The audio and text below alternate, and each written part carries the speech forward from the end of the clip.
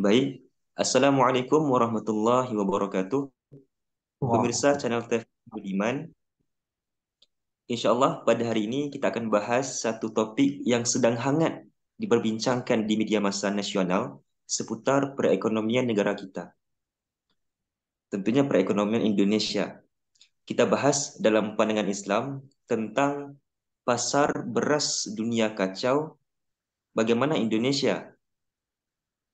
Alhamdulillah telah hadir bersama kita pakar ekonomi Islam, spesialis dakwah ekonomi, Bung Yuwana Triutomo. Kita sapa dulu Bung Yuwana. Assalamualaikum, Bung Yuwana. Waalaikumsalam warahmatullahi wabarakatuh. Bung Amir, Alhamdulillah. Bagaimana kabar Anda, Bung? Alhamdulillah Bung Amir, sehat. Harus sehat. Alhamdulillah, Masya Allah. Sentiasa harus sehat ya, Bung. Masya Allah. Amin, amin. Ya. Amin. Bung Amir sehat ya? Alhamdulillah, saya sehat. Baik, Bung Yuwana. Ini ada berita menarik tentang pasar beras dunia kacau. Bagaimana dengan Indonesia? Nah, bagaimana tanggapan Anda, Bung, terkait dengan narasi tersebut? Iya, terima kasih Bung Amir. Jadi berita itu menghiasi media massa kita mungkin hampir sepekan ini ya. Setiap hari selalu muncul informasi tentang pasar beras dunia yang kacau, yang menghadapi ketidakpastian karena diakibatkan oleh gagal panen di India, di mana India ini adalah pemasok beras terbesar di dunia. Jadi India ini pengekspor beras terbesar di dunia sejumlah 22,5 juta ton itu diekspor ke berbagai negara termasuk ke Indonesia tentunya kan. Indonesia menjadi pengimpor beras 200 ribu ton dari hampir 200 ribu ton ke India, kemudian Pakistan. Jadi kalau kita kalkulasi nilai ekspor dan impor ya, nilai impor Indonesia itu Indonesia itu impor beras dari India, Pakistan, Vietnam, Thailand, Myanmar, dan beberapa negara yang lain. Sementara Indonesia juga mengekspor beras, cuma tidak sampai jutaan, sekitar 100 ribuan ton saja. Itu. Nah, neraca perdagangan yang terjadi, kebutuhan beras Indonesia yang kurang lebih 452 ribu ton itu dipenuhi dari impor. Yang terbesar adalah dari India tadi. Sementara ketersediaan beras Indonesia itu sekitar 100 ribu ton yang kemudian diekspor. Ada selisih sekitar 350-an ribu ton beras ini dicukupi dari mana? Kemudian kalau kita berpikir berpikir positif ya, berpikir artinya tidak panik, tidak, kita yakin, kita punya keimanan, maka sebetulnya kita bisa menyikapi kegagalan panen yang terjadi di India akibat panas yang berkelanjutan ya, El Nino ya, uh, itu sebagai sebuah musibah ya, kita ucapkan itu yang sebagaimana di Quran surah Al-Baqarah ayat 156 itu. Idza asobathum musibah qalu inna lillahi wa inna ilaihi rojiun. Itu jadi namanya musibah ya, kita kembalikan kepada Allah Subhanahu wa taala secara keimanan. Tetapi jangan hanya berpandangan keimanan kita harus kembali kepada Allah, bahwa itu harus kita sadari bahwa itu adalah kehendak Allah ya. Tapi juga ada unsur unsur fasadnya menurut saya, Bung Amir. Jadi kenapa saya sebut fasad? Karena tadi akumulasi ekspor dan impor yang dilakukan Indonesia ini justru malah lebih banyak impor.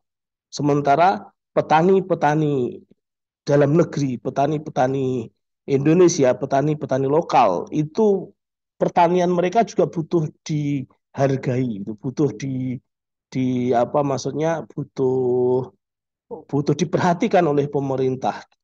Sementara pemerintah lebih banyak mengimpor salah satunya dari India tadi itu. Karena itulah ini disebut kerusakan karena fasad.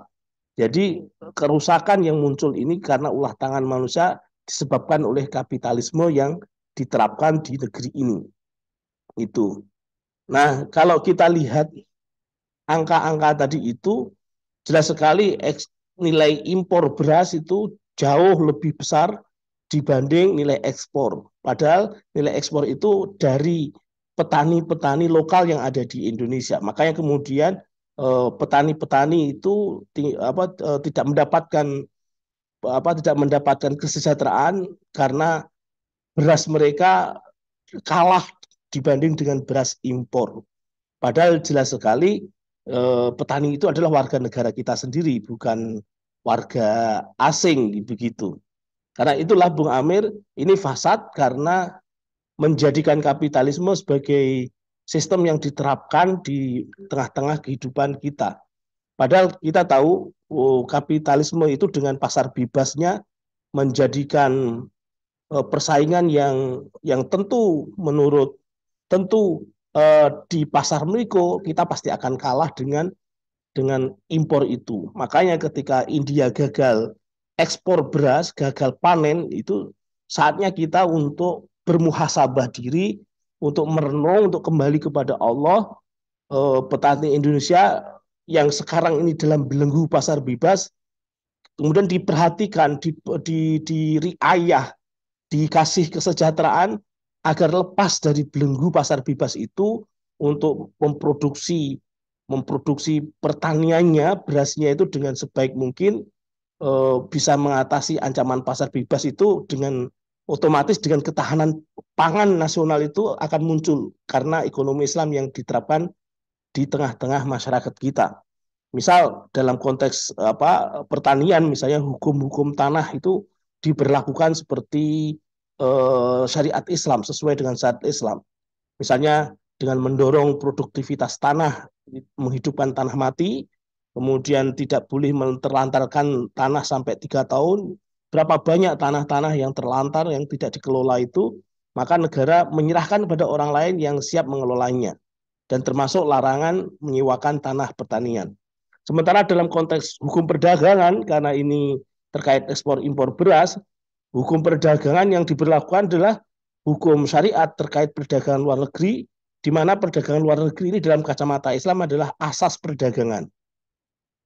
Kita tidak mengimpor beras dalam rangka menjaga atau memproteksi pasar nasional dari gempuran pasar bebas. Makanya kemudian lebih baik kita itu keluar dari CAFTA, dari AFTA dan lain sebagainya itu yang semata-mata untuk melindungi hasil panen petani lokal kita. Begitu dengan dengan didukung oleh perindustrian, industri pertanian ya, industri pertanian yang bisa swasembada pangan, kemudian para petani yang memiliki visi tentang ketahanan pangan yang tidak sekedar untuk mencukupi kebutuhan keluarga, tapi juga kebutuhan masyarakat Indonesia, bahkan orientasinya adalah orientasi Islam yang rahmatan lil alamin untuk dunia begitu. Itu tanggapan saya, Bung Amir, terkait isu berita barusan yaitu eh, pasar beras dunia yang kacau. Bagaimana Indonesia? Saatnya Indonesia kembali kepada sistem ekonomi Islam atas berkat rahmat Allah yang Maha Kuasa, itu menerapkan swasembada pangan sehingga ketahanan pangan nasional itu Ya, terjaga, bahkan bisa bisa ekspor beras ya, lebih banyak daripada impornya. Terima kasih Bung Amir. ya Allah. Masya Allah. Luar biasa sekali ya Bung Yuwana. Insya Allah maka dari itu terima kasih banyak Bung Yuwana atas tanggapannya. Kami doakan Ya, semoga Bung Yuwana tetap semangat dalam mendakwahkan ekonomi Islam selamanya. amin Amin amin. amin ya rabbal Terima alamin. kasih Bung Amir. Terima kasih. Amin amin. Ya, amin insya Allah. Baik, demikian pemirsa channel TV yang budiman, pemaparan pakar ekonomi Islam menanggapi berita tentang pasar bebas dunia yang kacau, pasar beras dunia yang kacau. Pasar Bagaimana dengan bebasnya juga Indonesia? kacau juga. Oh ya, kacau juga ya Bung ya. Iya, iya. Insya Allah, semoga forum kita pada hari ini barokah. Amin, amin. Eh, Sampai jumpa lagi teman-teman sekalian, para pemirsa. Terima kasih dari saya. Wassalamualaikum warahmatullahi wabarakatuh. Waalaikumsalam warahmatullahi wabarakatuh.